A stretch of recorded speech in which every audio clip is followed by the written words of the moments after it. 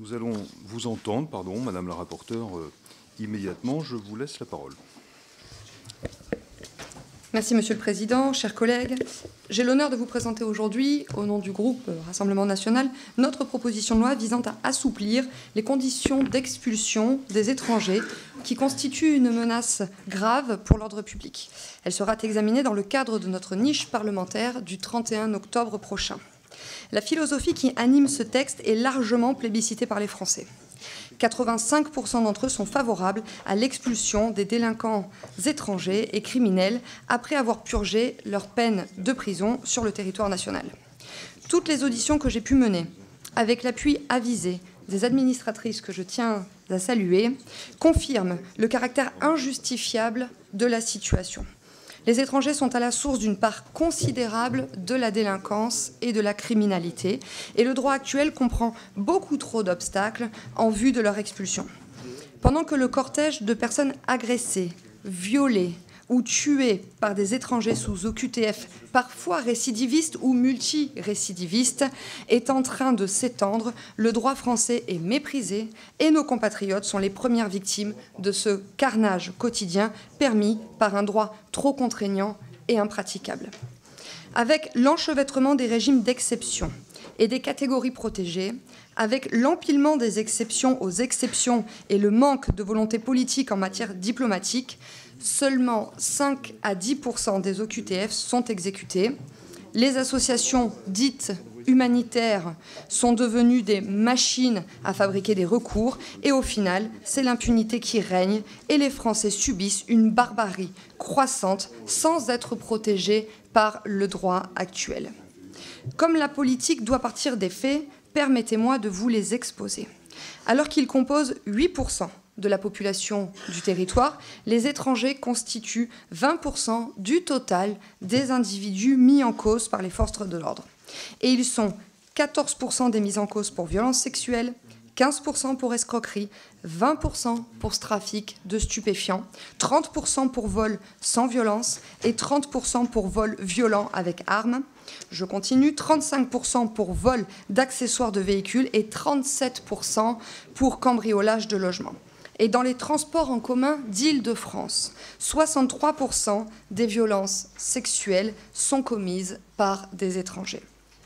Dans un état de droit qui se respecte, c'est-à-dire où la primauté du droit est assurée, une situation aussi désastreuse qu'anti-juridique ne se produirait pas.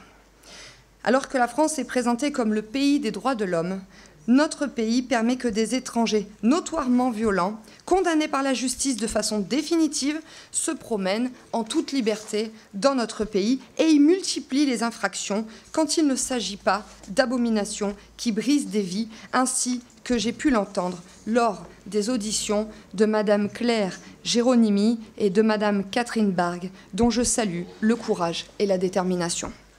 Ainsi, les travaux préparatoires ont permis de dresser une série d'observations. Tout d'abord, il est évident qu'une humble proposition de loi comme celle-ci, que j'ai l'honneur de défendre, ne résoudra pas toute la problématique, fruit de décennies de laxisme et d'inertie politique. Si nous proposons par ce texte, de rendre systématique l'expulsion d'un étranger, notamment condamné pour une infraction punie d'au moins 3 ans d'emprisonnement, et de lever un certain nombre d'obstacles à l'expulsion qui ne nous paraissent pas justifiables, nous maintenons qu'une révision de la Constitution est nécessaire dans la droite ligne du programme porté par Marine Le Pen. Nous avons également constaté que la situation n'est absolument pas sous contrôle. Les centres d'hébergement d'urgence ne sont pas informés de l'identité réelle des personnes accueillies et ignorent la présence de délinquants dans leurs locaux. Les directions des centres d'accueil pour demandeurs d'asile ne sont manifestement pas prévenues des antécédents judiciaires des étrangers qu'elles accompagnent. La police aux frontières ne dispose pas suffisamment de moyens pour mener à bien ses missions. Certaines associations dites humanitaires empêchent l'application du droit. Elles agissent donc comme des milices agissant contre l'État et contre les Français. Enfin, le droit des procédures d'éloignement est illisible et insaisissable pour de nombreuses préfectures comme pour les juridictions administratives ou judiciaires. Face à toutes ces défaillances, le Rassemblement national porte une ligne claire. Tout étranger qui constitue une menace grave pour l'ordre public doit passer de la prison à l'expulsion sans passer par la case libération. C'est une demande très forte de la part des Français et un impératif de justice contre tous ces drames qui sont évitables. La France ne doit pas devenir un boulevard à marche blanche pour tous ces innocents, sacrifiés sur l'autel de la soumission et de la passivité de l'État. Je vous remercie. Merci, Madame la rapporteure. Nous allons passer à l'expression des orateurs pour chacun des groupes. Monsieur Brian Masson pour le Rassemblement national. Merci, Monsieur le Président, Madame la rapporteure, chers collègues. Il existe un pays dans lequel un étranger se voit offrir l'hospitalité, les soins gratuits, l'éducation de ses enfants et parfois même l'hébergement. Il existe un pays dans lequel ce même étranger, s'il commet les pires délits ou crimes lourds, peut faire l'objet d'une peine aménagée, d'une remise de peine ou encore ne jamais mettre les pieds en prison. Il existe un pays dans lequel cet étranger, après avoir récidivé X fois, va même être invité par l'administration à rester dans le pays pour préserver ses libertés fondamentales. Chers collègues, ce pays, c'est le nôtre. Depuis une cinquantaine d'années, les gouvernements successifs ont empilé les dispositifs de protection des droits des étrangers, feignant de ne pas voir le lien entre immigration et insécurité. Ainsi, plutôt que d'endiguer l'insécurité galopante, inséparable de l'immigration de masse, l'État a bâti une forteresse administrative visant à protéger les étrangers de l'expulsion, quel que soit leur degré de dangerosité. Ce fonctionnement, plutôt que d'assimiler les populations immigrées, a créé chez certains un véritable sentiment de toute puissance, voire de défiance, à l'égard de tous les symboles de la République. Face à ce constat chiffré et avéré, le groupe Rassemblement national, plus qu'aucun autre groupe, a l'intention d'en finir avec cette spirale de la violence étrangère. Alors, compte tenu de la dangerosité des propositions des députés d'extrême gauche en la matière, de l'inexistence de mesures de la part des macronistes et de l'insincérité des effets de manche des députés LR, c'est au groupe Rassemblement national de proposer du changement aux Français qui sont 84% à souhaiter l'expulsion des criminels et délinquants étrangers. Nous souhaitons, avec le groupe Rassemblement national, rendre à la France un peu de bon sens dans la réponse de l'État face aux auteurs de délits et de crimes. Pour rappel, 93% des vols et 63% des agressions sexuelles dans les transports franciliens sont le fait d'étrangers. Cette proportion des étrangers dans les auteurs de crimes ou délits se décline à l'infini dans tous les territoires et tous les types de délits et de crimes. C'est aussi vrai que nos prisons sont peuplées à hauteur de 25% par des étrangers, soit à minima plus de 15 000 personnes. Ces 15 000 étrangers qui saturent nos prisons doivent être expulsés pour accomplir le double objectif de rendre de la sécurité aux Français et de libérer des places de prison. Ces chiffres sont hélas corroborés par des affaires dont les Français se souviennent. Je pense à l'assassinat de Philippine, mais encore à celui de la petite Lola. Il faut être aveuglé par l'idéologie pour ne pas tirer les conséquences de cette immigration anarchique qui est un facteur aggravant de la délinquance. Croyez-moi, les Français, eux, sont loin d'être aveugles. Pour toutes ces raisons, le groupe Rassemblement national propose d'assouplir les conditions d'expulsion des étrangers constituant une menace grave pour l'ordre public. Ce texte devrait faire l'objet d'une large approbation de la part des députés de cette commission, car il est indispensable pour rétablir l'ordre dans notre pays. Je vous remercie. Merci beaucoup. Vincent Corre pour le groupe Ensemble pour la République pour 4 minutes. Merci Monsieur le Président, Madame la rapporteure, chers collègues. Alors désolé de vous décevoir, mais il n'y aura pas de grande unanimité sur ce texte. Ça, je lève le suspense. Non, la proposition de loi de 2 articles que vous nous présentez, et c'est déjà suffisant que nous examinons aujourd'hui, vise à assouplir donc les conditions d'expulsion des étrangers dont la présence en France constituerait une menace pour l'ordre public, et ce, y compris les mineurs. Dès l'exposé des motifs, cette proposition témoigne donc d'une conception excessive et mensongère et de solutions inhumaines en matière d'immigration, comme vous nous y avez longtemps habitués. Rappelons en quelques mots, chers collègues, l'état du droit en matière d'expulsion. L'expulsion d'un étranger qui porterait atteinte à l'ordre public est une faculté de l'administration, non une obligation. Cette faculté n'est possible que sous certaines conditions relatives aux circonstances de la présence de l'étranger sur le territoire, comme le fait de justifier d'une résidence habituelle en France depuis une longue période, la contribution à l'entretien et à l'éducation de son enfant français mineur résidant en France, ou encore la nécessité d'une prise en charge médicale en France au regard du système de santé du pays de renvoi. Les articles 131-2 et 3 du Code de l'entrée du séjour des étrangers et du droit d'asile rendent possible l'expulsion d'un étranger condamné pour un délit et un crime puni de 3 ans d'emprisonnement ou plus, sans considérer les circonstances de sa présence en France. Enfin, le 631-4 prévoit le principe de non-expulsion d'un étranger mineur. Et que prévoit le texte que nous étudions? Il vise tout simplement la réécriture des articles 131-1 et -2 ainsi que le 252-1 et la suppression des articles 631-3 et -4 et 252-2 du même code. À quelle fin? Eh bien, pour rendre automatique l'expulsion d'un étranger tant en situation régulière qu'irrégulière, et ce même s'il est ressortissant d'un état de lieu, qui aurait été définitivement condamné pour la commission d'une infraction passible de 3 ans d'emprisonnement, afin de supprimer l'appréciation par l'administration des circonstances relatives à la présence de l'étranger en France pour le prononcer d'une décision d'expulsion et pour rendre possible l'expulsion d'un étranger mineur de 16 ans ou plus. Avec la proposition de loi du Rassemblement national, un étranger définitivement condamné pour une infraction passible de 3 ans de prison ou plus serait donc automatiquement expulsé. L'administration perdrait toute possibilité d'évaluer de façon individuelle chaque situation pour décider de recourir ou non à une expulsion, et l'expulsion d'un mineur de 16 ans ou plus serait rendue possible. Or, le Conseil constitutionnel, dans sa décision du 13 août 1993, a rappelé que la législation en matière d'expulsion devait respecter le droit à une vie familiale normale, principe reconnu comme ayant une valeur constitutionnelle, y compris à l'article 8 de la CEDH qui, en tant que juridiction, a également estimé que la gravité de l'infraction n'est qu'un des critères à considérer pour justifier l'expulsion d'un étranger, et que les circonstances familiales telles que la situation des enfants, que nous ne pouvons ignorer, et des époux devaient être prises en compte. Dans sa décision du 4 octobre 2019, le Conseil constitutionnel a rappelé également que les mineurs présents sur le territoire national doivent bénéficier de la protection légale attachée à leur âge. Par son seul article 1er, le Rassemblement national nous propose donc des dispositions potentiellement inconstitutionnelles et inconventionnelles. Et à la faiblesse juridique se double une faiblesse opérationnelle dans la prétendue lutte contre l'immigration illégale, puisque l'expulsion d'un étranger condamné est aujourd'hui déjà largement possible et pratiquée. Par conséquent, le groupe Ensemble pour la République estime que de tels dispositifs ne résoudraient en rien les problèmes liés à l'immigration dans notre pays. Notre priorité est et demeure celle d'une meilleure maîtrise de nos frontières. C'est la raison pour laquelle nous appelons surtout de nos vœux la mise en œuvre du pacte européen sur la migration et l'asile. Nous voilà donc à nouveau devant une proposition de loi démagogique et inefficace du Rassemblement national, et sans surprise, le groupe EPR votera contre ce texte. Merci. Pour le groupe socialiste et apparenté, je n'ai pas l'orateur du groupe. Ce sera moi, Monsieur le Président. Allez-y, je vous en prie. Monsieur le Président, chers collègues, je ne surprendrai personne à mon tour en annonçant que le groupe socialiste à l'Assemblée nationale s'opposera à l'adoption de cette proposition de loi comme de toutes les autres du Rassemblement national. Je pourrais vous expliquer que c'est un principe politique fondamental pour nous, celui de s'opposer au projet xénophobe d'un parti d'extrême droite, dont la discussion hier soir sur la mission immigration du PLF, cette PPL ce matin, sont la parfaite illustration. Mais je préfère vous expliquer ce matin pourquoi votre texte est à la fois dangereux, démagogue et inutile.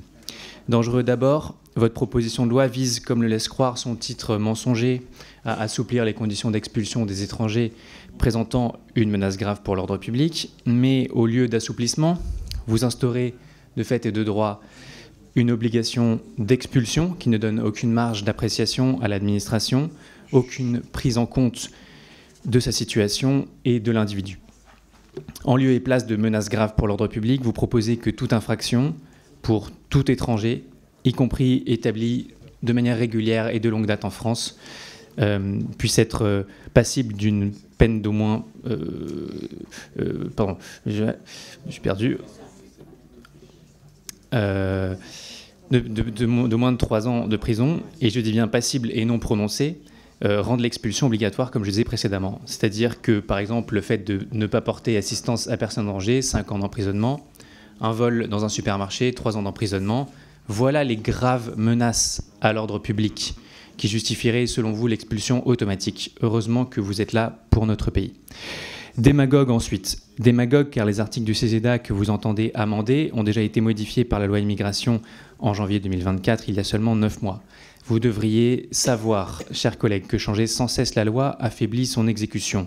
Nous savons aussi qu'avant de prendre de nouvelles dispositions, il faut évaluer les précédentes. Bref, que le rôle d'un député n'est pas de faire de la communication à partir des faits divers, mais de chercher à régler les problèmes concrets de nos concitoyens, se confronter au réel sans mensonge, sans ignorance et sans peur.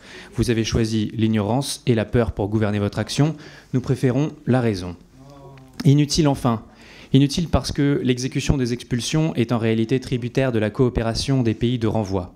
Inutile car votre proposition de loi est contraire, comme cela a été dit à l'instant, à la Déclaration des droits du citoyen, à notre Constitution, aux conventions internationales que la France a ratifiées, en un mot, contraire à notre État de droit. En réalité, chers collègues, vous ne devriez pas gaspiller le temps de votre niche parlementaire pour traiter de sujets qui feront peut-être l'objet d'un prochain projet de loi du ministre de l'Intérieur.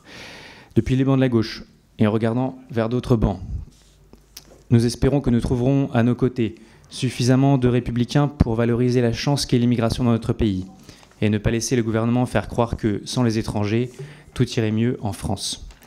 En matière d'étrangers criminels, un autre chemin est possible. Il nécessite de quitter une ridicule politique du chiffre qui fait de la France l'un des pays européens expulsant le plus, tout en ayant un des taux d'exécution des OQTF les plus faibles. Merci. Je vous remercie. La parole est à Éric Pauget pour le groupe Droite républicaine. Merci, Monsieur le Président, chers collègues. Le 23 novembre 2022, ici même, j'ai eu l'honneur de défendre la proposition de loi numéro 354 qui s'intitulait « Visant à assouplir les conditions d'expulsion des étrangers constituant une menace grave pour l'ordre public », déposée par notre famille politique de la droite républicaine. 2 ans plus tard, nous sommes de nouveau réunis au sein de cette commission pour étudier la proposition de loi numéro 409 du Rassemblement national portant exactement le même titre, bien qu'elle ne vise pas tout à fait les mêmes objectifs.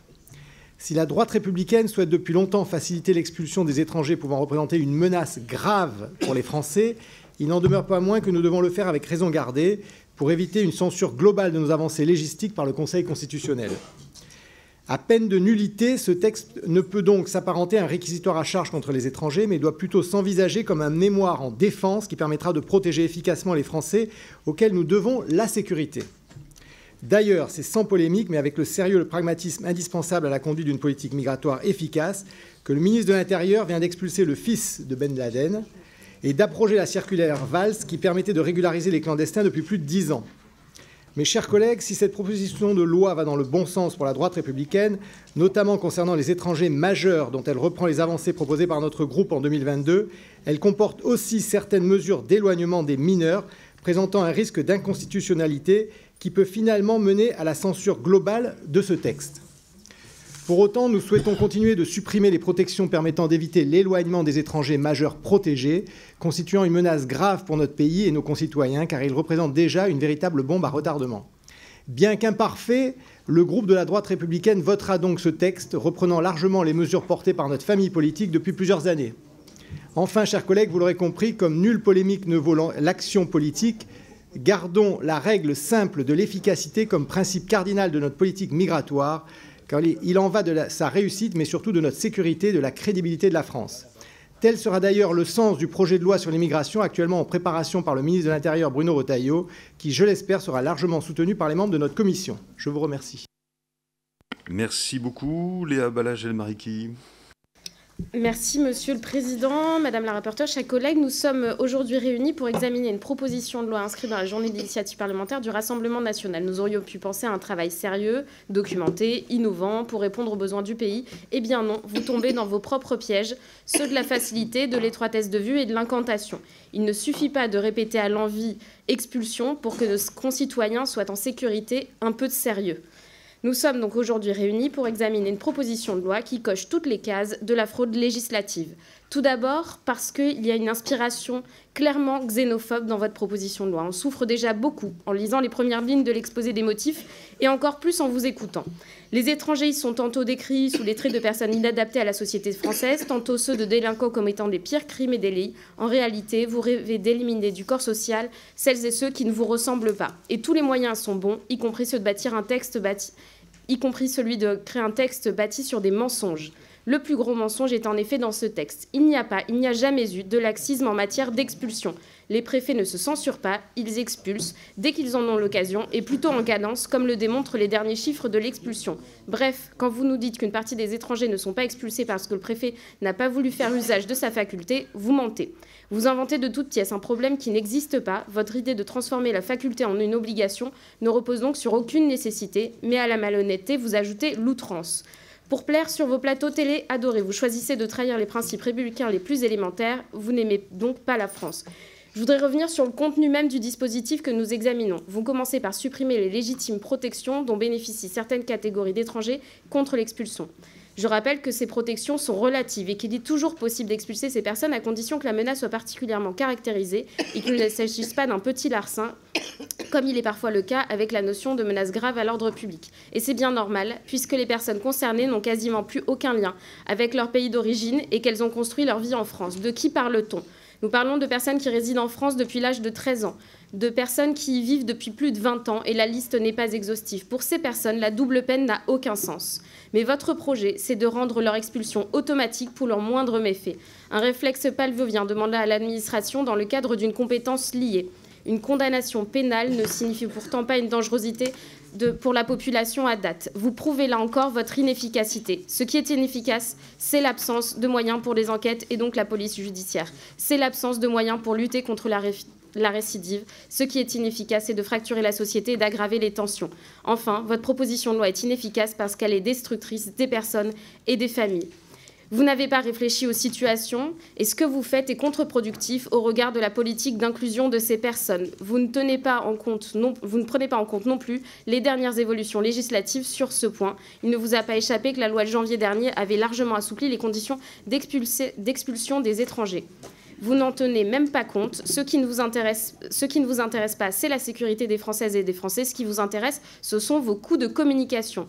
Dans la même veine, vous supprimez d'un trait de plume le contrôle de proportionnalité entre la nécessité de l'expulsion et les conséquences sur la situation personnelle et familiale des personnes. Le discernement, pour vous, c'est une anomalie qu'il faudrait neutraliser. Ce n'est pas la première fois que vous vous mettez en infraction avec la Convention européenne des droits de l'homme. Enfin, vous commettez l'erreur fatale de rendre possible l'expulsion des mineurs, l'intolérance comme boussole, l'amateurisme comme méthode. Bien évidemment, le groupe écologiste et social votera contre cette proposition de loi. Merci. La parole est à Elisa Martin pour le groupe La France Insoumise. Merci beaucoup. Bonjour à tout le monde. Voilà comment j'aurais envie de commencer. Racisme comme pilier des politiques, désignation d'un bouc émissaire comme pendant. Et d'emblée, le vernis social que vous cherchez à vous donner craque et ne résiste pas à l'examen de votre PPL. Sans cesse, et cela vous fait un point commun avec le ministre de l'Intérieur, en écho d'ailleurs avec votre accord avec la Macronie et la loi de Darmanin lors de la dernière loi immigration. Donc sans cesse, vous cherchez à construire un ennemi de l'intérieur, ennemi public numéro 1, qu'il faut faire partir à tout prix. Et ce, malgré toutes les condamnations des instances internationales comme la CEDH qui reproche à la France de ne pas traiter avec la dignité minimum les étrangers qui sont sur notre sol. Vous ne voulez pas voir les vrais enjeux, les inégalités abyssales, la catastrophe écologique qui s'avance, le monde au bord de la guerre. Non, le problème n'est pas tout ça. Le problème, c'est l'étranger. Et il faut donc expulser à tout va parce que, soi-disant, cela garantirait la sécurité des Français, comme vous voulez le faire croire. Nous ne pensons pas que cela soit le cas. En revanche, bien sûr, cela alimente votre vision xénophobe comme une forme de fonds de commerce de l'humanité et la division du peuple qui, de fait, en découle. Rentrons dans les contenus. L'ancienneté du séjour, l'état de santé, le droit à la vie privée et familiale, le fait d'être victime de violences infrafamiliales ne protégeront plus ou ne protégeraient pas, selon vous, ou ne devraient pas protéger, selon vous, des expulsions. Vous nous dites non, on expulsera les criminels. Tout ça fondé sur une vision assez extensive de la notion, somme toute assez vague, de trouble à l'ordre public. Et vous allez jusqu'à indiquer que cela pourrait concerner les ressortissants de l'Union européenne. À cela s'ajoute une vision, somme toute étrange, des préfets qui deviendraient les commissaires de vos lubies xénophobes. Tout cela est tout à fait irréaliste et démagogue. Mais comme ça n'est pas suffisant et comme il faut pratiquer toujours et toujours une forme de surenchère, vous vous attaquez aussi aux enfants. Au contraire de vous, nous pensons que la clandestinité, relisez, tiens, Victor Hugo, Les Misérables. À votre contraire, nous pensons que la clandestinité suscite la délinquance de survie, parce qu'il faut bien manger, parce qu'il faut bien se protéger, parce qu'il faut bien se mettre à l'abri.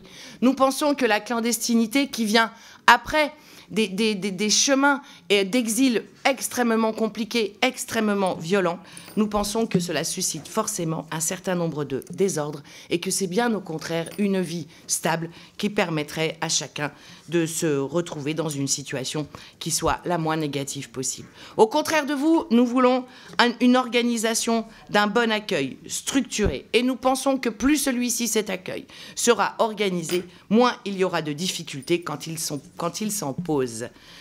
Bon, vous l'avez compris, nous n'aurons aucune difficulté à voter contre votre PPL.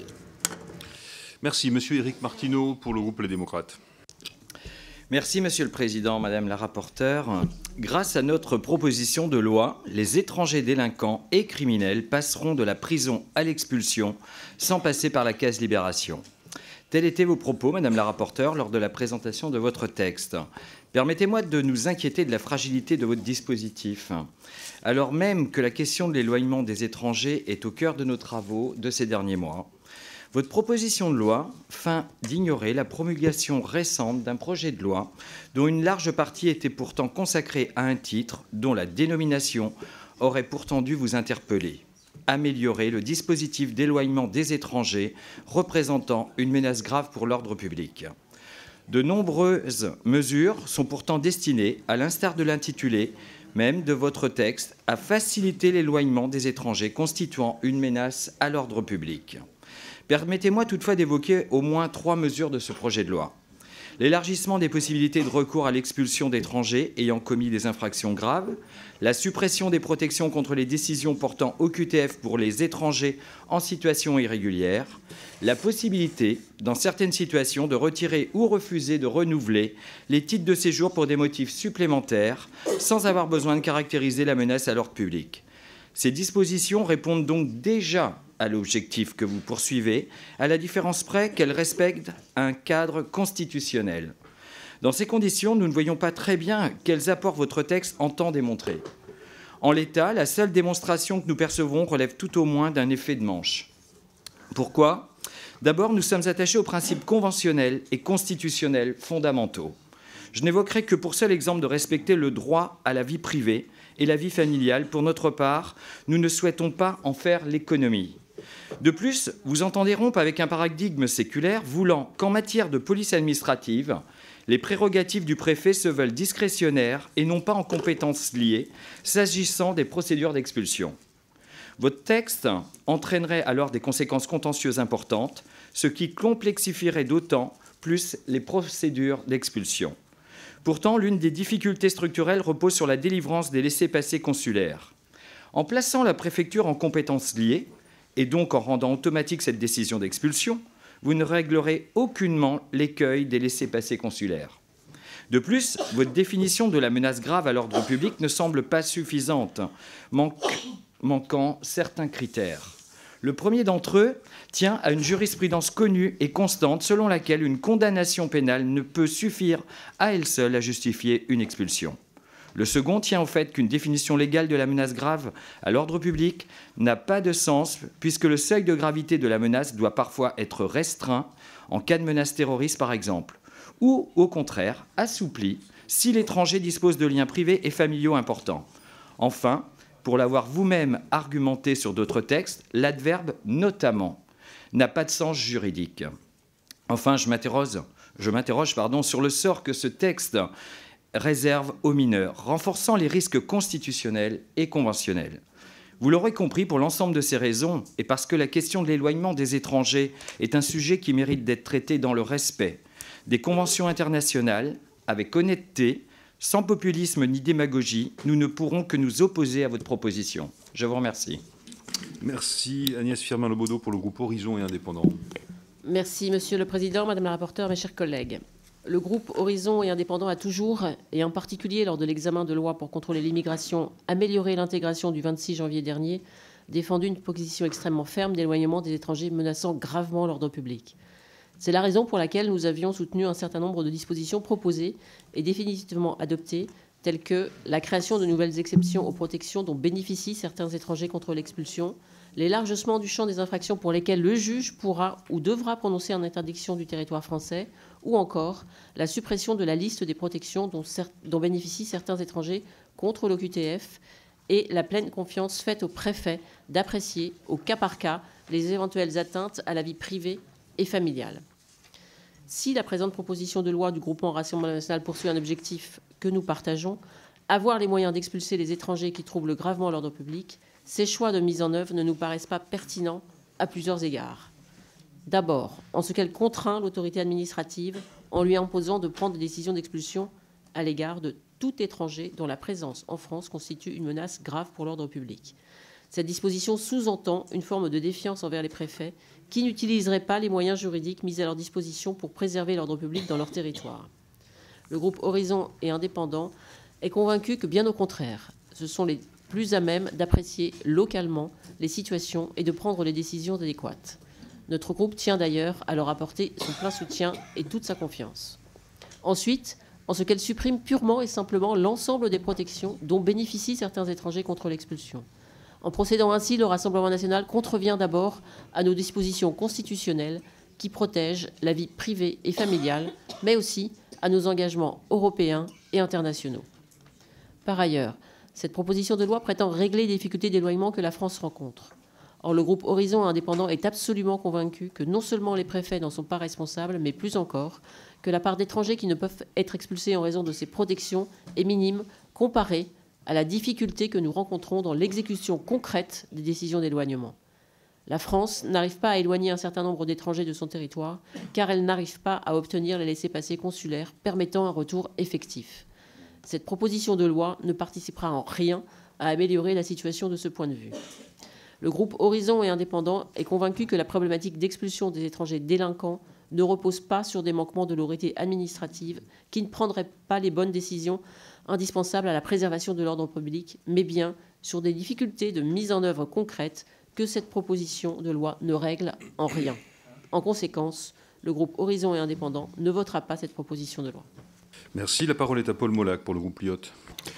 Merci, Monsieur le Président, chers collègues. Donc, dans la volonté de montrer si les choses ne vont pas bien dans ce pays, c'est la faute des émigrés, on nous sort une énième loi sur l'immigration. Pourquoi une énième loi? Parce qu'on essaye de nous faire croire que rien n'est fait, alors qu'on en est déjà à la 29e loi sur l'immigration et qu'on en a à peu près une quasiment tous les ans. Donc, j'ai pleine conscience des attentes de nos concitoyens en matière de sécurité. Certaines attentes sont tout à fait légitimes, mais la réalité est qu'elles ont déjà trouvé un écho à travers le vote par le Parlement d'une série de textes pour renforcer l'arsenal législatif de notre lutte contre l'immigration clandestine. À cette série de textes s'ajoutent les efforts du quotidien sur le terrain des forces de sécurité intérieure. J'en viens au cœur de votre texte. Vous présentez comme la solution à tous nos problèmes la suppression de toutes les protections dont bénéficient certains étrangers contre les expulsions. Déjà, ce qu'il faut savoir, c'est que les expulsions, c'est à peu près 300 cas. Et le nombre de personnes qui quittent notre territoire, c'est 17 000. Donc, il vaudrait peut-être mieux s'attaquer aux 17 000 et les augmenter que de s'attaquer aux 300. Ça me semblerait plus efficace dans votre logique, bien entendu. Au fond, Madame la rapporteure, pourquoi est-ce que certains étrangers sont protégés? Tout simplement parce qu'ils sont parents d'enfants mineurs ou qu'ils sont mariés à un Français depuis plusieurs années. La spécificité de leur situation est une réalité qui s'impose à nous, qui ne peut pas être effacée d'un trait de plume. Les protections relatives et quasi absolues traduisent un juste équilibre entre préservation de l'ordre public, protection de plusieurs droits fondamentaux, notamment le droit de mener une vie familiale normale, mais également la protection de la santé. La dernière loi immigration a déjà drastiquement réduit le statut de ces étrangers protégés. La protection relative peut désormais tomber par simple condamnation à un délit passible de 3 ans de prison. Et notre collègue socialiste l'a bien rappelé, un vol dans un supermarché, c'est passible de 3 ans. Donc, quand on vole dans un supermarché pour se nourrir, eh bien, on peut être expulsé directement. Ça me paraît relativement disproportionné. Alors, je rappelle que cette loi immigration n'est en vigueur que depuis janvier et que tous les décrets ne sont pas encore publiés. On ne peut pas modifier une loi avant même de constater et d'évaluer les premiers résultats. Mais ça, c'est un peu... Alors, le problème, c'est qu'on fonctionne parfois, on fait de la communication, donc on fait des lois, on en rajoute une, et une deuxième, et une troisième, et en fait, on ne s'occupe même pas de savoir si elles sont véritablement appliquées. Prétendez que votre texte simplifiera les procédures, mais je crois au contraire que mener de tels changements intempestifs paralysera en partie notre administration. Pire, en généralisant et rendant obligatoire l'expulsion, votre proposition de loi prend le risque d'empêcher l'administration de se concentrer sur les cas graves et dangereux.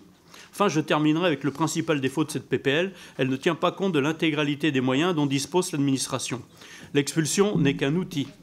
Un autre, bien plus utilisé, est l'édiction d'OQTF. Or, le régime d'OQTF a été fortement simplifié par la loi immigration en supprimant toutes les protections légales. Notre groupe estime que l'enjeu n'est pas de modifier nos codes, mais de renforcer l'exécution des décisions d'éloignement, notamment les EQTF. Cela passe par une diplomatie et la négociation avec les autres États, parce qu'ils ne sont pas obligés de récupérer leurs ressortissants qui, quelquefois, sont partis de chez eux depuis 20 ou 30 ans.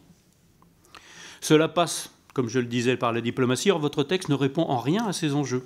Notre groupe votera donc contre cette proposition de loi. Merci. Je suppose que pour le groupe GDR, c'est Elsa Faucillon. Je vous en prie. Merci, Monsieur le Président. La loi qu'on examine aujourd'hui est une énième loi obsessionnelle du Rassemblement national sur l'immigration qui vise à répéter, pour chercher à mettre un trait d'égalité entre immigration et même entre étrangers et délinquance. On a là une énième bile xénophobe et je souhaite rappeler que le lien entre immigration et délinquance, malgré les sempiternelles éructations du Rassemblement national, n'a absolument aucune réalité statistique. En revanche, le lien entre le Rassemblement national et les condamnations pour racisme a, lui, bien une réalité. Je tiens aussi à dire que la récupération répugnante de l'effroyable féminicide de Philippines est précisément, à mes yeux, ce qui exclut le Rassemblement national, évidemment, du combat pour le féminisme, mais aussi de l'arc républicain. Une avalanche de sophismes dans l'hémicycle et dans les médias, ça ne fait pas un chemin pour lutter efficacement pour les droits des femmes. Et vous n'êtes jamais là pour dénoncer la culture du viol et le fait que 98% des viols sont commis par des hommes, mais toujours là pour voir l'étranger plutôt que l'homme.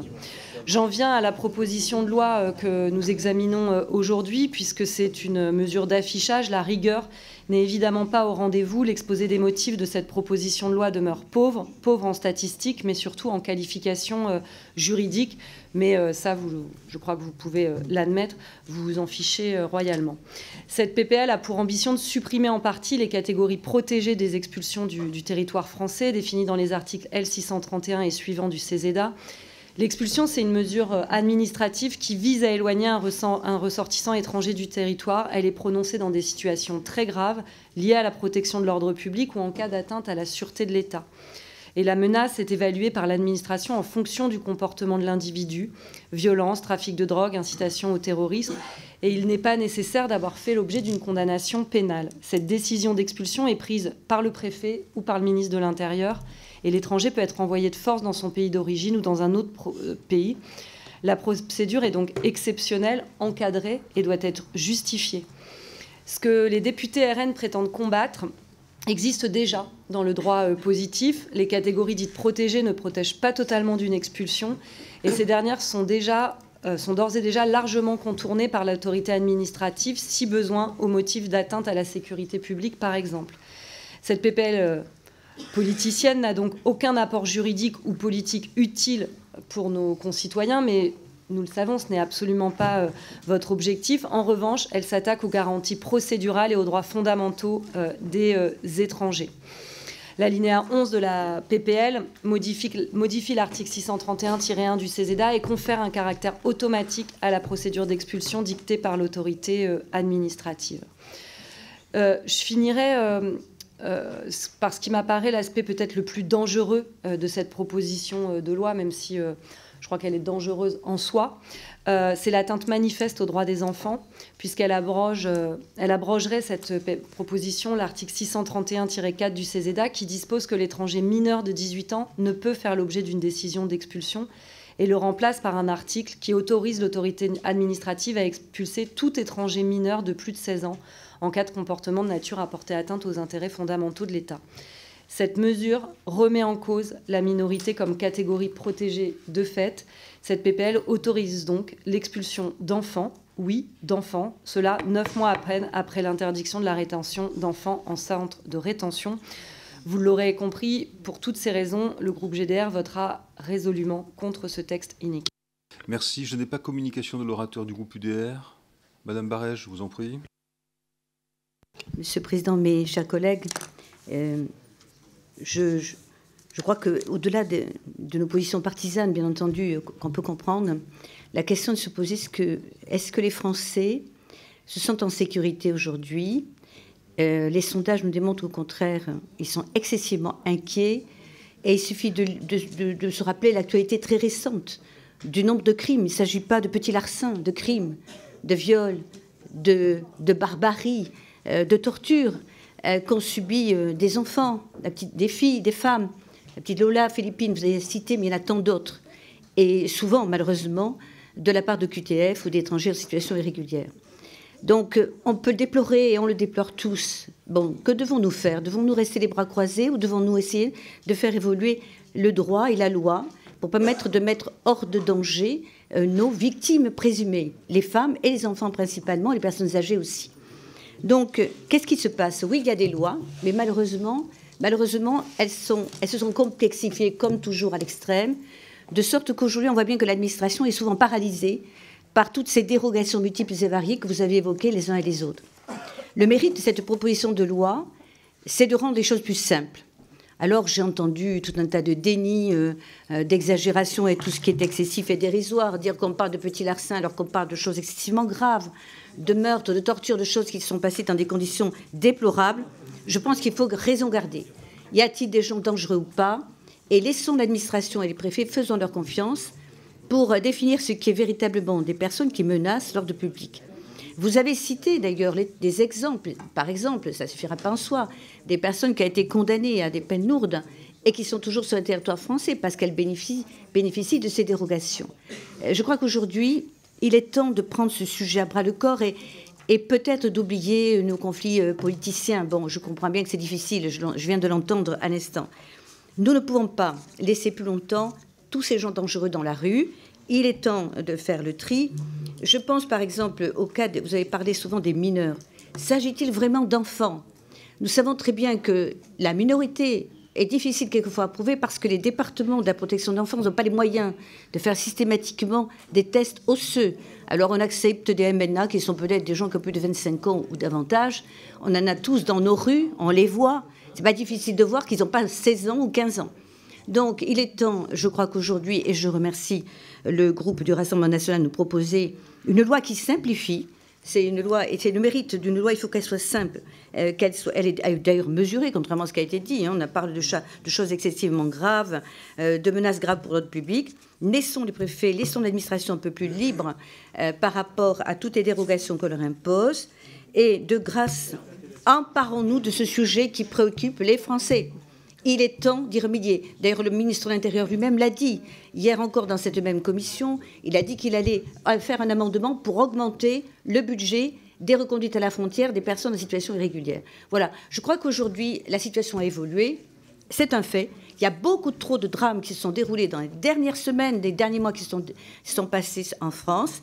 Il est temps aujourd'hui de prendre des mesures fortes et celles-ci n'ont rien d'excessif. Voilà ce que je voulais vous dire et pour vous préciser que le groupe EDR, bien sûr, votera cette loi. Merci. Président Houllier, pour 2 minutes, s'il vous plaît. Je ne sais pas, je n'avais pas préparé. Merci, Monsieur le Président. Moi, je pense, et au risque de vous surprendre, que cette proposition de loi elle a un véritable intérêt. Elle a un intérêt parce qu'elle démontre que le Rassemblement national a finalement été le passager clandestin de la dernière loi immigration. Et le passager clandestin parce qu'en fait, ils n'y ont soit rien compris, soit rien voulu comprendre, puisque les dispositions qu'ils proposent d'introduire par la double peine, elles figurent déjà en partie au moins dans l'article 35 et suivant de la loi du 26 janvier 2024. Des dispositions qui permettent l'éloignement des étrangers qui ont commis des infractions graves et qui sont sanctionnés d'une peine de prison d'au moins 3 ans, avec évidemment l'inclusion des délits et des crimes. Et puis, le ministère de l'Intérieur a suffisamment précisé, lorsqu'il s'agissait de M. Darmanin encore, que 4000 étrangers délinquants étaient concernés. Alors, nul besoin de donner un nouvel outil au ministre de l'Intérieur du Rassemblement national pour cette question. Il est intéressant aussi parce que c'est une véritable bouillie juridique au service de la communication politique. D'abord parce qu'on ne crée pas un droit opposable à l'expulsion en plaçant l'administration en situation de compétence liée, ça a été dit par mon collègue du MoDem. Ensuite parce qu'il écrase la rédaction qui permet d'expulser un étranger qui aurait commis une violation délibérée d'une particulière gravité des principes de la République. C'est finalement un détail pour le Rassemblement national. Et enfin parce qu'au final, il ne permet plus au préfet d'abroger une décision qui serait manifestement illégale. Et donc, au fond, il montre que le Rassemblement national, par la proposition de loi qu'il présente ce matin, est un parti qui ne s'est jamais départi de son amateurisme, de la communication politique qu'il entend faire autour des étrangers, et finalement de l'incapacité à proposer des solutions qui soient véritablement utiles aux Français et à la population tout entière. Merci. Je n'ai pas de députés inscrits en dehors des orateurs de groupe. C'est le moment ou jamais, car sinon je donne la parole à Mme la rapporteure et nous verrons ensuite les amendements. Pas d'autres prises de parole, Madame la rapporteure, vous avez la parole. Merci, Monsieur le Président. Je vais répondre à chacun d'entre vous, mais d'abord, je voudrais m'étonner parce que, en fait, ce matin, en arrivant ici, je pensais que j'arrivais rue de l'Université. Finalement, en vous écoutant, on se rend presque compte qu'on est 2 rue Montpensier dans le premier. Je pensais que j'étais entourée de députés. Finalement, j'ai l'impression d'être entourée de sages du Conseil constitutionnel. Je pensais qu'on était ici pour faire la loi. Et finalement, je vois que je suis entourée de personnes qui ont un avis en matière de constitutionnalité sur une loi qui n'est même pas votée. Alors moi, je voudrais vous ramener à l'Assemblée nationale et vous rappeler votre rôle. Le législateur est là pour exprimer la volonté générale du peuple. Voici ce que dit l'article 6 de la DDHC.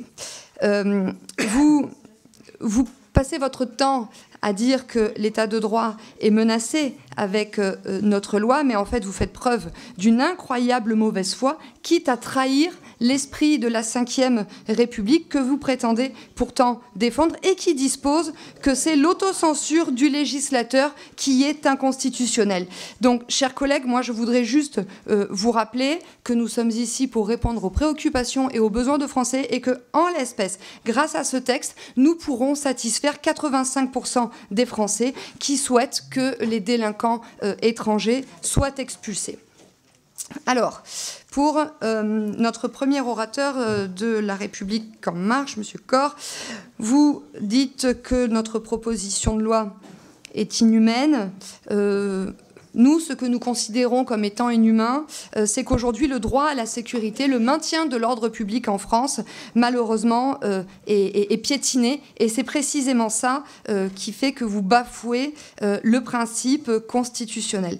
Vous dites aussi que cette loi est potentiellement inconstitutionnelle ou inconventionnelle. Chers collègues, moi je vous dis, votons d'abord cette loi et ensuite le Conseil des sages nous diront ce qui est inconstitutionnel ou pas. Je suis d'ailleurs très étonnée que pour régler la question de l'immigration, vous en appeliez au pacte asile-immigration voté au Parlement européen, pas par les eurodéputés du Rassemblement national, mais largement soutenu par Madame von der Leyen. Je rappelle juste en fait que ce pacte asile-immigration vise à favoriser l'arrivée dans notre pays d'étrangers sous peine d'une amende considérable, 20 000 € si ma mémoire est bonne. Donc vous voulez régler le problème de l'immigration en faisant venir davantage d'immigration. Je trouve votre raisonnement assez incohérent. Monsieur Christophe, pour le Parti socialiste, bon, on retrouve vos habituels commentaires sur la prétendue xénophobie de l'extrême droite. Vous dites que notre proposition de loi est dangereuse. Pardon de vous le dire, chers collègues, mais en fait, ce qui est dangereux, c'est que grâce à des politiques comme les vôtres, eh bien, ce sont des délinquants et des criminels étrangers qui peuvent se déplacer en toute liberté dans notre pays et y commettre des crimes et des délits. Vous parlez de démagogie, pardon de vous dire que c'est vous qui êtes caricatural. Vous dites que notre proposition de loi est inutile. Chers collègues, je vous invite à vous confronter au réel. Et vous dites que, comme d'autres d'ailleurs, que la question de l'impossibilité de l'expulsion des délinquants étrangers, c'est la question des laissez-passer consulaires. J'y reviendrai, mais vous ne faites que entériner l'incapacité des précédents gouvernements à faire respecter la souveraineté du peuple français. Je remercie notre collègue Pauget du groupe Les Républicains de faire preuve de cohérence, puisque, en effet, son groupe avait déposé une loi similaire à la nôtre. Donc j'espère, chers collègues LR, que nous pourrons compter sur votre présence le 31 octobre. Et oui, c'est la veille d'un 1er novembre. Hélas, je sais que les LR sont parfois absents des débats. Je compte sur vous, chers collègues Pauget, pour faire la démonstration de votre attachement à cette loi. Et donc j'espère que vous serez présents en nombre le 31 octobre pour permettre à cette loi d'être votée. Madame Balaj El Mariki, du côté des écologistes. Alors, vos leçons de morale confinent au ridicule, puisque je pense que personne dans ce pays estime que le Rassemblement national n'aime pas la France. Je pense que les auditeurs, que ceux qui écoutent notre commission doivent bien rire à défaut de pleurer. Vous dites que notre loi aggrave la situation, qu'elle va détruire des familles. Non, chère madame, ce qui détruit les familles, et notamment ce qui détruit les familles françaises, c'est précisément qu'à cause de vos politiques, des délinquants et des criminels étrangers commettent des actes de délinquance qui sont des crimes évitables. Et nous, c'est ce que nous souhaitons. Nous souhaitons permettre l'évitement de ces crimes et de ces délits. Madame Martin, pour le groupe de la France Insoumise, bon, je sais même pas quoi vous dire en fait, tellement c'est caricatural. Vous dites que nous invoquons une vague notion d'ordre public. Bah, écoutez, madame, moi je m'étonne parce que vous aviez l'air sûr de vous. Vous voyez, j'ai écrit un rapport qui est assez précis en la matière. Hein. Nous décrivons précisément ce que c'est l'ordre public. Donc je m'étonne en fait que vous arriviez dans cette commission sans avoir lu le rapport. Ça démontre une certaine impréparation ou sinon un certain mépris à l'égard du travail parlementaire. Ben oui, écoutez, vous pouvez vous énerver. C'est peut-être que j'ai frappé juste. Vous savez, vous dites, vous êtes toujours dans la culture de l'excuse.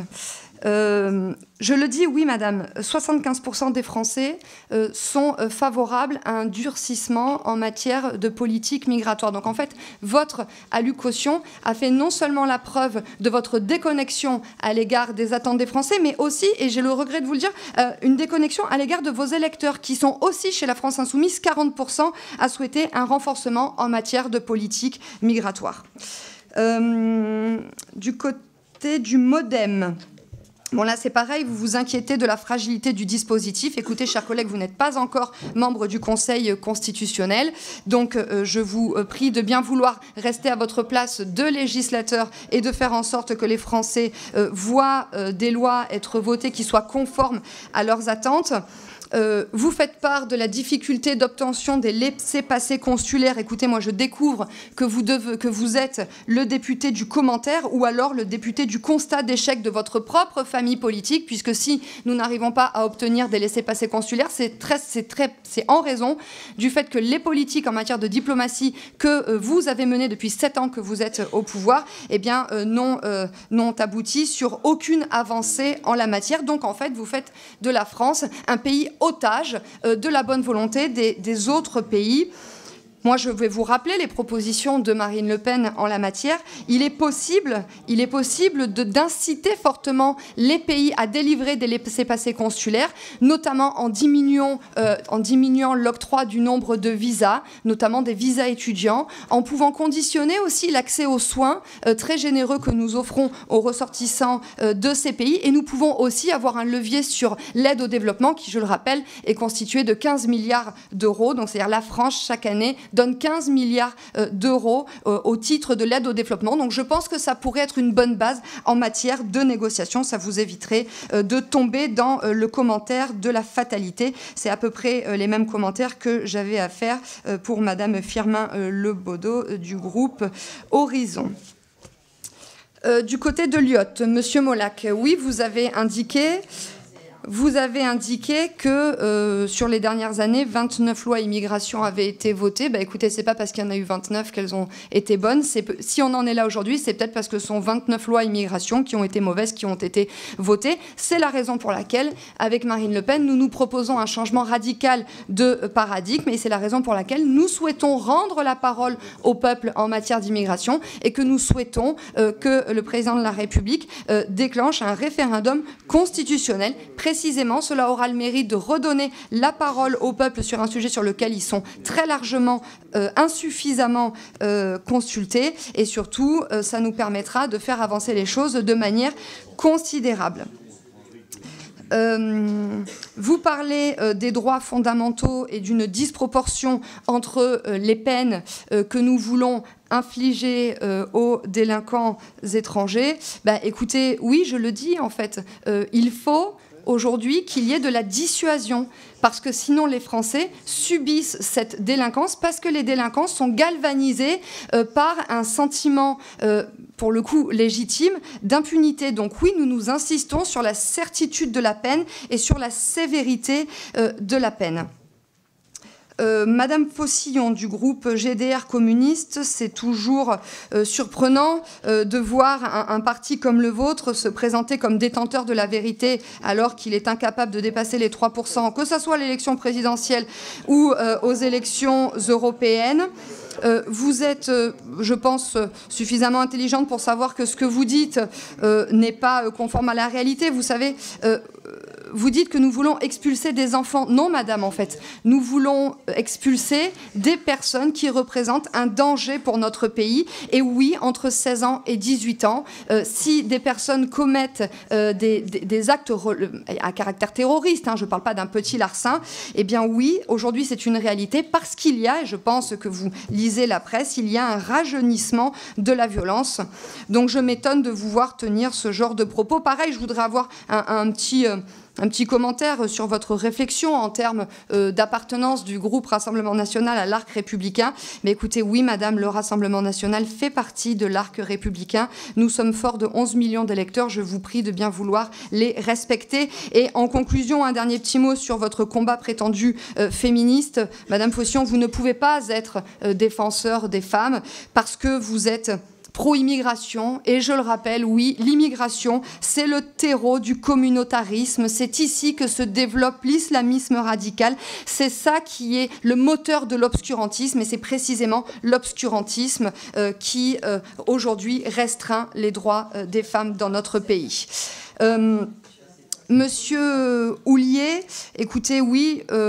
Bon, c'est assez surprenant, je vais vous faire une petite remarque sur la forme. C'est assez surprenant de vous voir défendre ici la loi immigration de M. Darmanin, alors que vous avez fait partie du temps où vous étiez président de cette honorable commission. Aujourd'hui, vous êtes non inscrit. C'est assez surprenant de vous voir la défendre, alors que vous avez dit pique-pendre de cette loi et que, si ma mémoire est bonne, vous ne l'avez même pas votée. Enfin, je voudrais remercier notre collègue Brigitte Barège du groupe d'Éric Ciotti de faire preuve de bon sens et de faire la démonstration qu'au moins le groupe des Patriotes écoute les préoccupations de Français. Et oui, chers collègues, nous, au Rassemblement National, nous sommes comme vous. Nous ne souhaitons pas rester les bras croisés. Nous souhaitons agir et nous souhaitons répondre aux préoccupations des Français. Je vous remercie. Merci Madame la rapporteure. Je rappelle que nous aurons l'honneur, les membres du bureau de la Commission des lois, de rencontrer les sages du Conseil constitutionnel le 5 novembre. Nous en passons aux amendements. Nous avons une série d'amendements identiques de suppression. Le CL1, Monsieur Houllier. Merci Monsieur le Président. Bon, je note que la rapporteure, en plus de ne pas tout à fait comprendre ce que j'ai indiqué, n'a pas compris ma position sur la loi immigration, et notamment sur le fait que j'avais défendu l'expulsion des étrangers délinquants en même temps que la régularisation des travailleurs dans les métiers en tension. Il n'est pas trop tard pour bien faire, Madame la rapporteure, je vous renverrai mes interviews sur le sujet. Vous avez dit votons cette loi, nous verrons ce que dira le Conseil constitutionnel. C'est étrange, c'est ce que disait Monsieur Retailleau avant la loi immigration, et on a vu ce qu'a dit le Conseil constitutionnel. Il a par ailleurs précisément suivi ce que nous avions indiqué comme amendement irrecevable au titre de la Commission des lois, 30 censures du Conseil constitutionnel. D'ailleurs, le dénigrement que vous avez à l'égard du juge constitutionnel, il est assez éclairant. Parce que vous dites, nous ne sommes pas des juges constitutionnels. D'accord, mais nous sommes des députés. Et a priori, les députés, ça respecte l'état de droit. Et un des fondements de l'état de droit, c'est la séparation des pouvoirs. Et donc, c'est par le pouvoir législatif, le respect du juge, et parmi celui-ci, le juge constitutionnel.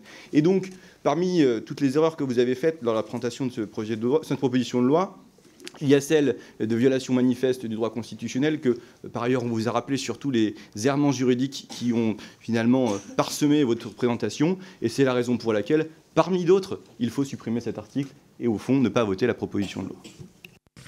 Madame Martin, pour le CL2. Alors, Thomas. Merci, Monsieur le Président. Bon, cet amendement, c'est pour exiger la suppression totale de cette loi. Ça a été dit, énième tentative du Rassemblement national d'offrir une nouvelle loi anti-immigration, une loi qui n'a qu'un but, diffuser et légitimer la théorie du grand remplacement, une idéologie raciste, conspirationniste, que l'extrême droite utilise pour semer la haine et justifier sa violence. Une nouvelle loi coup de communication, une loi CNews, qui détourne l'attention du fait que le Rassemblement national ne répond pas aux véritables préoccupations des Françaises et des Français. En témoigne, il faut le dire, votre vote récent contre l'abrogation de la réforme des retraites en commission des affaires sociales. Nous nous opposons fermement à la criminalisation des étrangers et à la machine à expulser que vous voulez imposer. Vous instrumentalisez les faits divers et les affects et les émotions pour justifier la suppression des protections légales qui tiennent compte de la situation personnelle des individus, comme leur attache familiale ou leur état de santé. L'expulsion automatique d'un étranger condamné à 3 ans de prison est une double peine discriminatoire. Elle punit 2 fois pour le même délit, uniquement parce que la personne n'est pas française, violant ainsi l'égalité devant la loi et l'individualisation des peines. Et enfin, je vous entends beaucoup parler de violence, de dire que ce sont des étrangers qui ne devraient pas être sur le territoire, qui commettent des actes horribles. Mais les violences, elles sont commises par beaucoup de personnes qui sont dans la société française. Et je ne vous ai pas entendu critiquer une justice laxiste quand ce sont vos amis du GUD, notamment Loïc Le Priol et Romain Bouvier, qui ont assassiné le joueur de rugby argentin Federico Martin Aramburu dans la rue à Paris. Ce sont vos amis aujourd'hui qui commettent des actes de violence. Et évidemment, nous dénonçons votre instrumentalisation. Et enfin, pour terminer, se préoccuper des questions migratoires, pour nous, c'est agir sur les causes profondes du monde. Les guerres impérialistes, le pillage capitaliste et la destruction climatique qui poussent les gens à fuir leur territoire, à traverser la mer au péril de leur vie. Et tous les jours, on a des gens qui meurent aujourd'hui en Méditerranée et dans la Manche. Votre proposition de loi est ignoble. En vérité, au Parlement européen, vous êtes inexistant et à l'Assemblée, vous êtes inutile. Monsieur Christophe pour le CL3. Je vais prendre cette intervention. Allez-y, Madame Céline Thibault-Martinez. Donc c'est évidemment un amendement de suppression de l'article 1er, puisque donc, ce texte est en effet contraire à nos principes constitutionnels et aux conventions internationales ratifiées par la France et aussi la Convention européenne de sauvegarde des droits humains. Au-delà de ces éléments, l'inspiration raciste de cette proposition de loi est manifeste, tant il s'agit de nier ici l'étranger en sa qualité de personne. En effet, le principe de ce texte est d'expulser les étrangers qui bénéficient d'une protection en raison de leur situation personnelle. Car aujourd'hui, encore, même après la loi scélérate de janvier 2024, la décision d'expulser un étranger est prise en prenant en considération la durée de sa présence sur le territoire, ses liens familiaux, son intégration et bien évidemment l'intensité de ses liens avec son pays d'origine. Rendre automatique cette expulsion sans prendre en considération la situation des personnes visées aboutirait à des absurdités sans pareil. Quelques exemples. Un vol simple dont serait soupçonné un jeune de 18 ans, par exemple, pour se nourrir ou se vêtir, pourrait donner lieu à une condamnation symbolique par un juge. Mais puisque la peine encourue est de 3 ans, la procédure d'expulsion devrait être engagée, même s'il s'avérait que le mineur est arrivé en France à l'âge de 10 ans. Même si, faute d'être accompagné par ses parents, il a été confié à l'ASE, même si la République, responsable de son éducation, a manifestement failli, même si ce jeune n'a conservé aucun lien avec son pays d'origine. Autre exemple, une mère de famille soupçonnée d'avoir commis un vol simple punie de 3 ans d'emprisonnement serait elle aussi sous le coup d'une mesure d'expulsion, peu importe la peine qui serait prononcée par le juge, peu importe que son conjoint soit français et ses enfants français, et même si elle n'a plus aucun lien avec son pays d'origine. On imagine sans mal qu'une personne placée dans une telle situation formerait tous les recours disponibles contre la décision d'expulsion, ce qui aurait pour effet d'encombrer le rôle du juge administratif. N'oublions pas que ce texte prévoit également de remettre en cause le principe de l'interdiction d'expulser les mineurs, avec l'introduction d'une exception. Merci. Donc c'est un amendement de suppression. Merci. Monsieur Molac pour le CL6. Désolé. Fermez le micro, voilà, merci. Donc oui, c'est un amendement de suppression, parce que tout à l'heure, j'ai entendu parler de la réalité. Alors je vais vous raconter la réalité, la mienne en tout cas. Donc une circonscription rurale, dans laquelle il y a une petite ville qui s'appelle Ploërmel, 10 000 habitants. Et donc la candidate du Front National a dit que Ploërmel était sous une submersion migratoire d'étrangers qui venaient de Rennes. Alors évidemment, il y a bien quelques personnes d'origine étrangère à Ploërmel. Enfin bon, c'est quand même pas pléthore. Je rappelle aussi que ces étrangers travaillent en fait dans l'agroalimentaire. Et en fait, on voit bien que derrière, on veut faire du peuple français un peuple de paranoïaques. En fait, leur faire peur à partir d'éléments qui sont certes horribles, mais qui sont des cas particuliers. Et venir nous faire croire que s'il y a des problèmes de délinquance, c'est la faute des émigrés. On sait bien que ce n'est pas le cas. Mais vous êtes toujours, oui, vous êtes toujours sur des cas particuliers. Bah ouais. Voilà, des cas particuliers. Vous n'êtes jamais sur des généralités. C'est 4% des émigrés qui posent problème. 4%. Voilà. Et donc, voilà, c'est ça. 4% de trop. Puis après, les immigrés, ce sera qui? Ceux qui ne sont pas français comme vous, comme hier soir? Ouais, c'est ça. Merci. Mes chers collègues, restons zen. Mes chers collègues, il est inutile de s'interpeller, ça n'alimente pas le débat. Madame Faucillon, pour l'amendement CL7, s'il vous plaît. Oui, j'invite les collègues qui souhaitent que ces discours et je dirais éructations xénophobes cessent le plus vite possible de voter cet amendement de suppression. Suppression de cet article 1 et donc de ce qui fait le gros de cette proposition de loi du Rassemblement national qui instaure, je vais dire tout d'abord, une vision extrêmement triste de notre pays. Une vision triste parce que qui se voudrait en incapacité de pouvoir inclure, en incapacité aussi quand des personnes commettent des délits, de pouvoir réinsérer. Et donc je trouve qu'à chaque fois, c'est finalement une vision très décliniste de la capacité de la France à être un pays d'accueil, mais aussi un pays d'égalité. Et puis un texte globalement amateuriste. Vous disiez, Madame la rapporteure, que nous n'étions pas le Conseil constitutionnel. En revanche, nous sommes des législateurs et ça doit s'appuyer à la fois sur le droit existant, celui que nous voulons modifier, mais dans un cadre qui existe, à moins peut-être que vous soyez, y compris comme le ministre de l'Intérieur a expliqué que finalement tout ça doit éclater et pouvoir bouger et que l'état de droit finalement c'est la cerise sur le gâteau. Donc j'invite celles et ceux qui pensent aussi que les droits des enfants ont une importance et qu'ils sont à protéger plus encore et avec plus de vigilance encore que les autres, eh bien, à voter cet amendement de suppression qui nous fera gagner du temps et qui nous épargnera quelques horreurs. Merci. Votre avis, Madame la rapporteure, sur ces amendements de suppression de la proposition de loi dont vous êtes la première signataire? Oui, merci Monsieur le Président. Bon, je suis à moitié étonnée des égarements des propos de nos collègues de la NUPES qui viennent quand même ici nous expliquer que le Rassemblement national serait contre l'abrogation de la réforme des retraites d'Emmanuel Macron.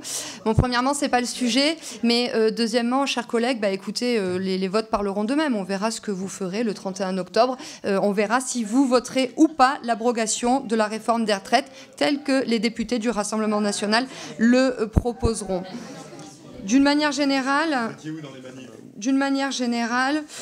je suis assez... Enfin bon, vous feignez, tous ceux qui sont favorables à cet amendement de suppression, vous feignez d'ignorer toutes les avancées concrètes que comporte notre loi. Alors, comme vraisemblablement, ou vous n'avez pas compris, ou vous n'avez pas lu, ou vous ne voulez pas comprendre, je vais faire preuve d'un peu de pédagogie et je vais vous réexpliciter toutes les avancées que cette loi permet d'offrir aux Français.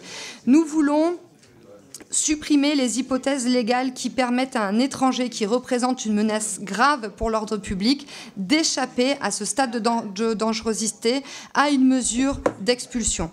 Par ailleurs, nous définissons, nous précisons la notion d'ordre public. Nous souhaitons rendre systématique l'expulsion des étrangers qui représentent une menace grave pour l'ordre public.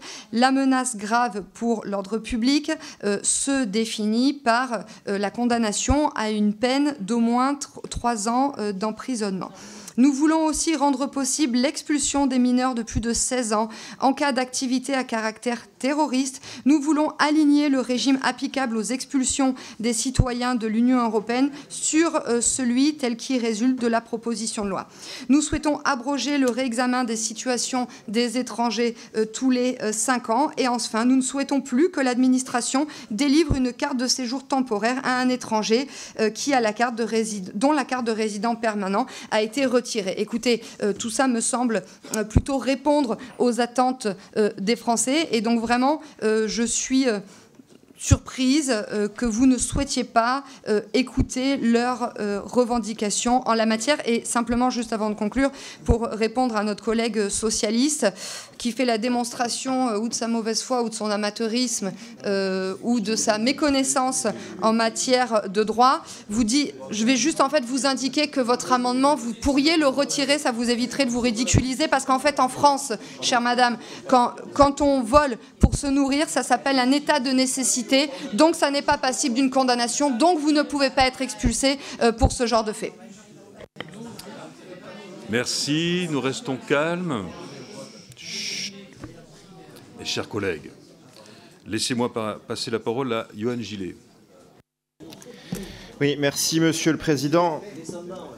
Alors que les Français, dans leur très grande majorité, estiment à juste titre que la France subit une immigration incontrôlée, et alors que notre groupe, par la voix de notre collègue Edwige Diaz, vous présente ici une proposition de loi de bon sens visant à très simplement et très logiquement assouplir les conditions d'expulsion des étrangers constituant une menace pour l'ordre public, l'extrême gauche présente ici purement et simplement un amendement de suppression. Mais de quel côté êtes-vous? En tout cas, pas du côté des Français, parce que les Français, eux, ils réclament de la fermeté. Et que dit notre proposition de loi? Elle est très simple, très logique et de bon sens, je le répète. Vous êtes en France, vous respectez les lois de la République française. Vous êtes en France, vous ne respectez pas les lois de la République française, eh bien, vous repartez dans votre pays d'origine. Ce n'est pas plus compliqué que ça. Et les Français en ont conscience. Ils savent que dans certains cas, des délinquants étrangers sur notre sol, malheureusement, restent sur notre sol et ne sont pas expulsés. Ils savent que des délinquants mineurs entre 16 et 18 ans eh bien, ne sont pas expulsables là aussi dans certains cas. Ils savent également qu'il y a une exception pour les citoyens de l'Union européenne et que ça n'a pas de sens. Pourquoi eh bien, un Allemand qui serait un délinquant sur le territoire national français serait lui autorisé finalement eh bien, à rester sur notre territoire, tout simplement parce qu'il est allemand. Voilà, les Français veulent du bon sens, de la logique, ils veulent de la fermeté, ils veulent pouvoir faire en sorte eh bien, que leurs filles sortent le soir en toute sécurité. Et oui, il y a un lien entre immigration et insécurité. Personne ne peut le nier. Un seul chiffre pour Madame Faucillon qui fait mine de ne pas les connaître. Mais en France, il y a 25% d'étrangers dans nos prisons, quand les étrangers représentent, eux, 7% de la population du territoire. Monsieur Coulombe, sur une toute autre tonalité, je suppose. Oui, merci Monsieur le Président. Alors après avoir entendu toutes ces horreurs, moi je voudrais quand même pointer l'hypocrisie de votre texte et surtout de vos propos d'ailleurs, puisque vous agitez le chiffon rouge de ce fantasme de la femme blanche qui serait victime du viol de l'homme noir, et là finalement vous adoptez... Si. Vous adoptez... Mais oui, dans l'espace public, vous adoptez finalement l'idéologie du Ku Klux Klan de sinistre mémoire, puisque c'était ceux qui étaient effectivement utilisés pour inciter à la haine raciale dans les années 30 aux États-Unis. Mais je voudrais, calmez-vous, vous aurez le temps de vous délecter de votre propre texte de communication. Mais la réalité, c'est que vous masquez les atteintes qui sont celles que les femmes dans notre pays subissent en termes de violences sexistes et sexuelles. Et vous omettez bien prudemment, bien évidemment, de pointer le fait qu'elles se produisent dans le milieu intrafamilial pour 95% d'entre elles, et non pas dans l'espace public que vous voulez rendre équivalent à une zone de guerre, en quelque sorte, entre les Blancs et ceux qui ne le seraient pas. C'est tout ce que votre texte traduit. Et vous ne rendez pas service, finalement, à ceux et celles que vous prétendez défendre, notamment sur ce sujet des violences sexistes et sexuelles, dont il vous faudrait, si vous aviez eu cette honnêteté, effectivement décliner les conditions dans lesquelles elles se produisent et qui sont, encore une fois, je le répète, à 95% dans le milieu intrafamilial, c'est-à-dire que finalement, votre propre parti en est certainement très touché lui aussi, et finalement, vous voulez mettre un chiffon là-dessus là-dessus pour stigmatiser une partie des personnes qui vivent sur notre sol et qui rendent vraiment service à notre nation. Vous auriez pu faire, par exemple, une loi pour la régularisation de toutes celles et ceux qui travaillent alors qu'ils sont dans des situations non régularisées, alors qu'ils apportent tant à notre pays. Merci. Merci, Monsieur le Président. Nous avons affaire une fois de plus à des amendements et des explications totalement ridicules de la part de l'extrême gauche, prête à tout pour garder sur notre sol des individus dangereux ayant commis des crimes et délits. En vérité, tous ceux qui s'opposent à notre proposition de loi sont complices de la mise en danger quotidienne de nos compatriotes et se fichent bien du souhait majoritaire des Français qui est d'expulser de notre territoire les délinquants et criminels étrangers. Il n'y a aucune raison rationnelle de faire preuve d'hospitalité envers des individus qui ne respectent pas les lois de notre République et qui, rappelons-le, représentent plus de 25% des détenus de notre pays. Vous venez de nous faire la démonstration qu'en plus d'être antisémite, vous êtes immigrationniste et antifrontiériste de l'extrême gauche jusqu'au camp des macronistes. Merci. La dernière prise de parole, Madame Régol. Madame Régol. Mes chers collègues, on va garder notre calme. Est-ce que nous pouvons garder notre calme, s'il vous plaît? La parole est à Emmanuel Duplessis.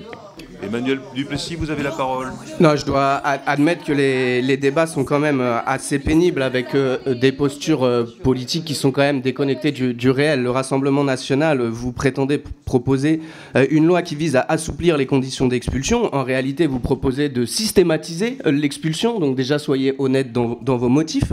Par ailleurs, vous le conditionnez à une menace grave pour l'ordre public. Et quand on regarde comment vous définissez une menace grave à l'ordre public, c'est quand même seulement d'avoir commis le moindre délit. Mais c'est hallucinant comme définition. Et Madame Diaz, il n'y a pas besoin d'être juste constitutionnel pour considérer que ces éléments sont suffisants à ne pas voter cette loi, parce qu'ils sont clairement disproportionnels et clairement ne respectent pas les principes fondamentaux de notre droit pénal. Donc je vous invite quand même à soit monter en compétence, soit monter en modestie.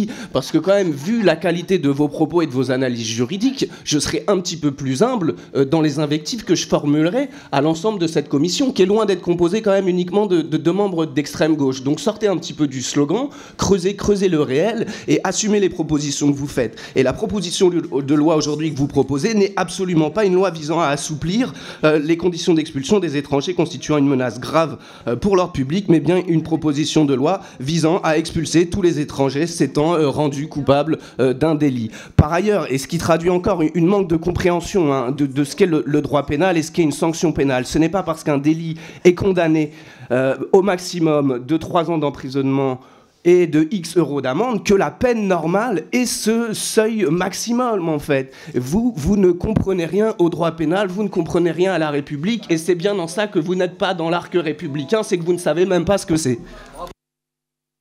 Merci. Hervé Solignac. Merci, Monsieur le Président. Je ne veux pas rentrer sur le fond de ce texte dont je ne partage rien. Je veux juste m'attarder un instant sur notre rôle de législateur. Moi, j'ai une certaine conception de mon rôle, a fortiori en commission des lois, et je pense que mon rôle de législateur, c'est d'abord de respecter la loi. Et il se trouve, Madame la rapporteure, que vous nous avez dit votez notre loi et on verra bien ce que dit le Conseil constitutionnel. Ça signifie que vous assumez de débattre sur des textes qui sont donc des mensonges faits aux Français. Vous êtes le parti du mensonge.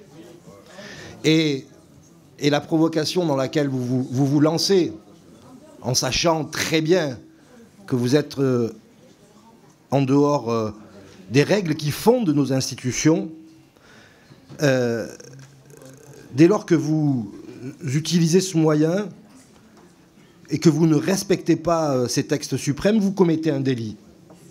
Celui qui commet un délit est un délinquant. Vous venez d'inventer la délinquance législative. Vous venez de faire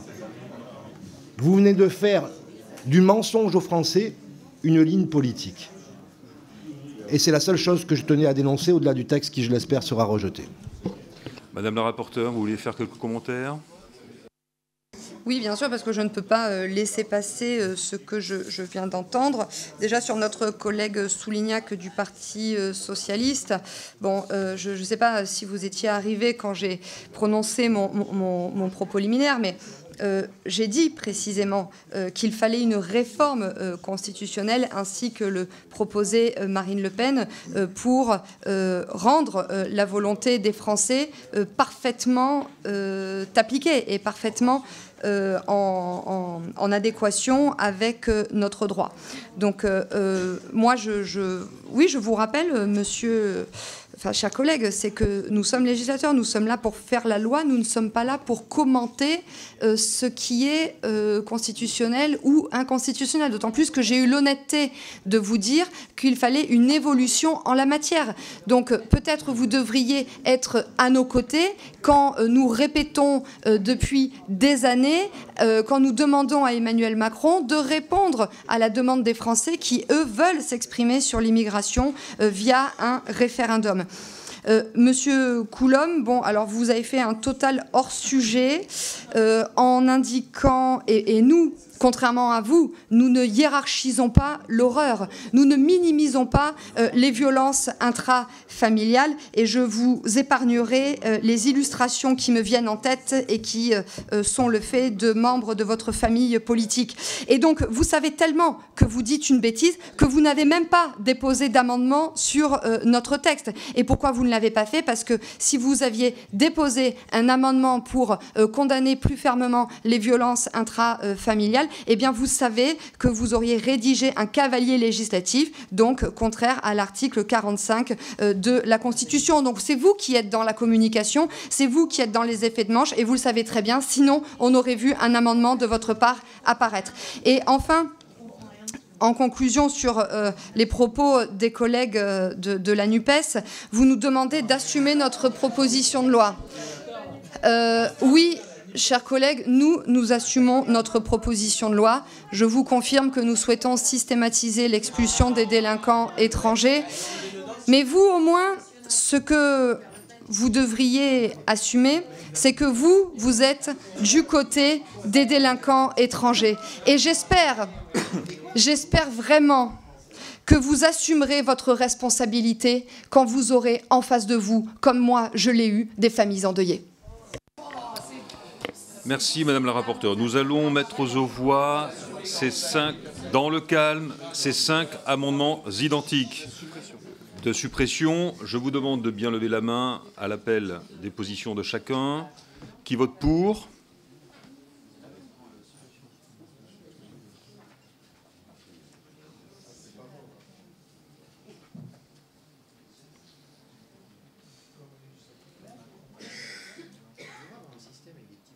Vous me comptez?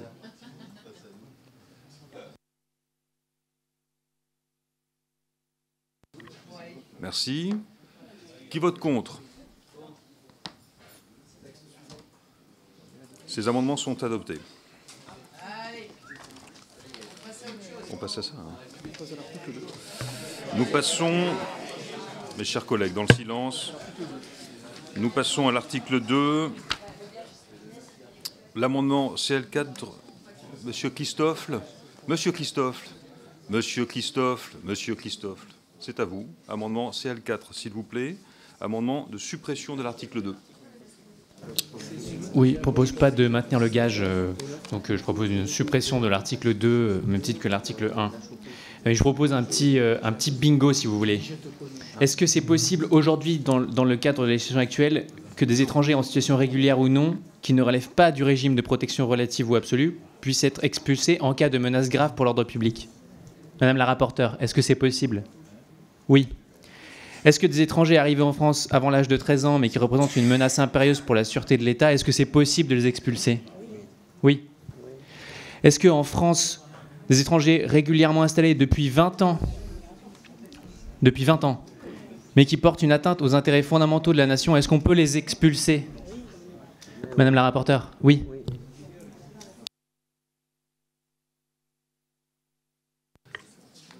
Très bien.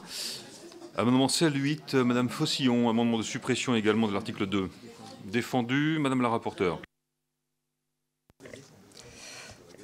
Oui, bien sûr, je suis évidemment défavorable à ces amendements.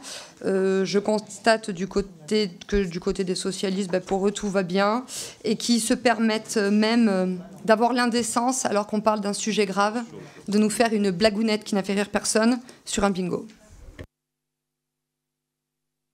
Merci. Je mets aux voix ces amendements. Je vous demande de manifester votre vote de façon claire et nette en levant le bras. Qui est pour les amendements de suppression de l'article 2? Qui est pour les amendements de suppression de l'article 2, mes chers collègues?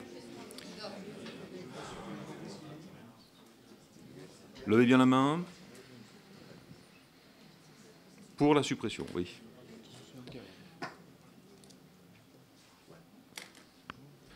Merci. Qui est contre? Ces amendements sont adoptés. Je vous remercie.